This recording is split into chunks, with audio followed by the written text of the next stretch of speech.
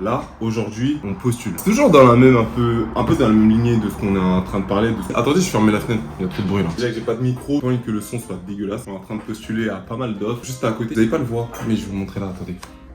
Tac. Du coup, en même temps, j'écoute un petit podcast sur la bourse. C'est sympa, au moins je m'informe et c'est toujours intéressant en fait de savoir comment ça se passe, qu'est-ce qui est dit, quelles sont les nouveautés, bref, connaître un peu ce domaine.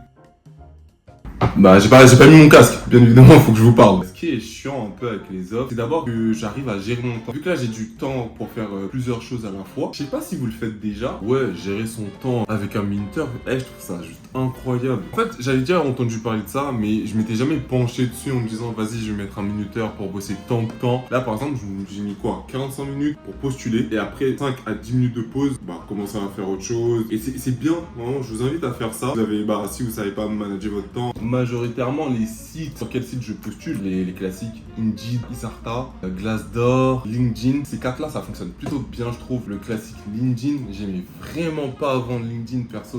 Là depuis que je suis ici au Canada, en fait il y a une grosse différence. Je vois que j'ai pas mal de retours, il y a beaucoup de retours qui se font. Du coup moi je vous conseille cela. Mais on va se déplacer pour parler, ça c'est pas ouf. Comment on dit déjà? L'aura que ça dégage. Du coup, on va se déplacer. Je vous ai jamais montré cette pièce. On va faire quelque chose vite fait ici. Je dois mettre de l'huile de ricin vite fait sur mon bout. Du coup, on va continuer à parler là. Et après, on va bouger. Après, personnellement, pour mon ressenti pour postuler, à la fois une galère et à la fois grave simple. Galère dans le sens, j'ai pas de taf, en train de me saouler petit à petit. C'est normal, ça prend le temps qu'il faut. Faut juste pas se décourager. Si on trouve rien, dès les premières semaines, et c'est normal. Il y a des processus où ça peut prendre plus de temps et il y en a d'autres où ça peut prendre moins de temps. Oui, je suis en train de mettre mon huile de ricin en même temps. Oui. Faut que je fasse plusieurs choses à la fois. Il y a le côté où c'est bien, j'ai pas mal de retours. Une semaine, j'ai eu 4 retours, des postes à peu près similaires. Je passe le premier processus avec le RH. Attendez, je suis une médecin. C'est bon, j'ai fait une lettre. Pas mal d'entreprises qui vont revenir vers toi pour te dire ouais, ton CV m'intéresse, délire RH. Franchement, ce qui est relou, toujours la même chose. Y a rien qui change en vrai de différentes entreprises. Tous les entretiens se ressemblent, toujours les mêmes questions qui reviennent. C'est un peu la même chose en soi. Gros, on sait bien, on a une discussion entre humains, talk. Tous ensemble, dans mon CV, genre, vous connaissez le délire. Je crois que j'ai une dent contre les RH. Je fais que de parler de eux là depuis plusieurs épisodes. Je vais pas refaire un récap, vous connaissez cet endroit. Pas trop généralisé, où les entreprises te relancent pas. Si tu ne relances pas, elles vont jamais te donner la suite du process. Par exemple, il y a une entreprise, littéralement, elle a pris une semaine pour me dire que je passe à l'étape suivante. Parce que j'ai demandé. Si j'avais pas demandé, j'allais devoir attendre encore. Genre, j'ai demandé lundi, et la meuf, elle m'est revenue jeudi. Oui, je voulais te faire un retour vendredi. Ouais, mais pourquoi t'attends vendredi? T'as déjà l'information depuis longtemps. Ça peut changer entre temps ou c'est quoi le délire? Je trouve ça un peu relou de se dire que tu dois relancer les entreprises. Et en fait, que t'es en chien de taf, que c'est à toi de relancer les entreprises pour te dire oui, alors bonjour. J'espère que vous allez bien, j'espère que vous passez une excellente journée. Je reviens vers vous pour savoir si ma candidature est correspond toujours à vos attentes. Non, en gros, vas-y, dis-le moi. Ok, ça correspond, tant mieux. Viens, on programme un autre point. Bref, c'est un peu agaçant. S'il y a d'autres gens qui regardent cette vidéo et que vous êtes dans le même cas que moi, force à vous, ne lâchez surtout pas, ça sert strictement à rien de lâcher. C'est pas quelque chose, vas-y, ça peut être quelque chose de ouf, parfois de chercher un taf parce que t'as besoin de thunes, t'es dans la merde totale, t'arrives. Mais lâchez rien, genre vraiment lâchez rien, allez jusqu'au bout et postulez jusqu'au maximum les potes. J'ai la vaisselle aussi à faire, je pense que oui, on va faire du ménage. Grosse galère dans postuler un peu. C'est pas trop des grosses galères, en fait je vais vous dire c'est des grosses galères, mais c'est un peu un mensonge si je dis ça. C'est plus avec les entreprises en question. Par exemple là, il y a... Attendez, je vais chercher la vaisselle en même temps. Et genre il y a 3 jours de cela, j'ai passé 2 entretiens. Pour l'entreprise, j'ai passé 2 entretiens carrés. Je passe à l'étape 3. Étape 3, on me dit ouais vas-y tu vas faire un petit cas pratique. Et le cas pratique, les rêves, waouh, c'était long. Était super long. Parce que moi, comme je dis, c'est des postes de responsable marketing ou presque équivalent à directeur. Les cas sont super longs. Genre, vraiment, je suis là en mode, ok, alors, comment on va faire pour segmenter A pour qu'il arrive à Z? Non, mais gros, il faut se dire que tu passes un entretien, tu vas parler pendant plus de 1 heure. Puis après, on t'envoie un mail pour t'expliquer que, ok, l'entretien était super cool, on apprécie comment tu es. Maintenant, on va voir niveau pratique comment tu te débrouilles. Gros, embauche-moi et tu vas voir comment je travaille. Je fais pas un cas pratique non payé. Je suis du bénévolat, moi. Moi, je fais du bénévolat. Depuis quand ou qui a dit que j'allais faire du bénévolat? Et cette Charlotte, elle fait que de bouger, c'est un délire. Je préfère la Charlotte, je crois, que El Chapo, le Durag. La Charlotte, faut qu'on lui donne un petit blaze aussi quand même. Oh, faire des cas pratiques, c'est une galère. C'est une galère, il y a ça. En fait, il y a le fait aussi qu'il y a des entreprises, elles vont t'appeler, elles seront au taquet de ouf au début. Oui, bonjour monsieur NH. Alors, on aime beaucoup votre CV, on aimerait bien parler avec vous. Ok, moi j'aime bien ton énergie que tu dégages pour me dire, vas-y, t'as envie de parler avec moi, t'as envie de m'embaucher parce que on n'est pas juste des numéros. Ok, viens, on fait un entretien demain ensemble. Viens, on voit ce que ça donne. Avec grand plaisir, on va parler. C'est pas, ouais, on fait des entretiens. Après, la phrase vraiment classique. L'entretien s'est super bien passé. N'hésitez pas à m'écrire par mail si vous avez des questions. Je serai ravi d'y répondre au plus vite. Mensonge. Gros, j'ai fait ça, les refs. Plusieurs fois lors des entretiens parce que j'avais certaines questions que j'avais envie de poser et savoir comment ça se passait. On finit l'entretien, on va dire 2 jours après, j'écris un petit mail. On va dire, je fais l'entretien lundi. 2 jours après, j'écris un mail pour me dire, oh vas-y, elle va me répondre. Elle me répond 2 semaines après. Elle me dit, t'es folle ou quoi? 2 semaines après. Il ou elle, il n'y a pas que les femmes, bien sûr. 2 semaines après.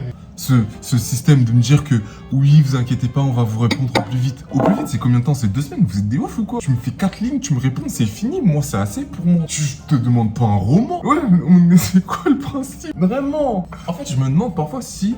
Putain, la poêle, elle a cramé. Tu vois, je vais voir, mais là, waouh. Je trouve que c'est un gros délire de faire des choses comme ça. Avec tout ça, je me dis carrément, tu te remets en question. Tu te remets en question sur toutes ces années d'études, sur toute l'expérience que tu as pu acquérir pendant toutes ces années-là. Et te dire que, j'ai du mal à trouver. Les gens, ils veulent pas me sélectionner parce que... parce qu'en fait, je ne sais tout simplement pas, gros. C'est juste que tu te remets en question alors que, vous et moi, on sait qu'on est bon en fait dans nos domaines. On sait qu'on n'est pas forcément des experts. Mais on sait gérer l'activité ou le secteur d'activité qu'on veut faire. C'est ça qui est chiant en fait. C'est frustrant de ouf parfois. Je suis obligé de vous raconter un entretien qui s'est passé, mais en 2-2 bien sûr. C'est pas, je passe un entretien avec l'entreprise, oui super, on parle trop bien, je fais le mec charismatique, petite douce, tout ça, pour pas les brusquer et me dire que... Et ouais, il y avait 2 personnes, on était 3, et là... J'ai jamais eu cette question. Pourquoi vous avez quitté tous vos postes? Je les regarde. Dans ma tête, en fait, je voulais tout simplement me dire, j'ai envie de voir autre chose, en fait. Je veux pas rester dans une entreprise 15 ans, sors de ta case. Vous voulez des gens qui sortent de la case. T'en as un, typiquement devant toi. Je vais pas rester 15 ans dans la même entreprise. Peut-être 5 à 6 ans, mais pas 25 ans. C'est quoi le principe? Je regarde son collègue pour voir sa réaction. Aucune réaction. Je me dis, ok, vas-y, je vais répondre. Tout simplement, là, c'était un mandat de 1 année ou 2. Là, c'était un mandat d'1 année et demie. Lui, j'ai quitté, tout simplement, je suis né au Canada, gros, et réfléchi. C'est juste que je veux pas, en fait, cracher sur eux. Oui, les recrutements, c'est chiant. Parfois, ça peut être super cool. J'ai pu parler avec des gens, en fait, avec des recruteurs, mais incroyable. Mais au final, j'ai pas eu le poste, hein. Mais incroyable quand même. Niveau salaire. Ah, c'est vrai que j'ai pas parlé du salaire. En fait, ça dépend.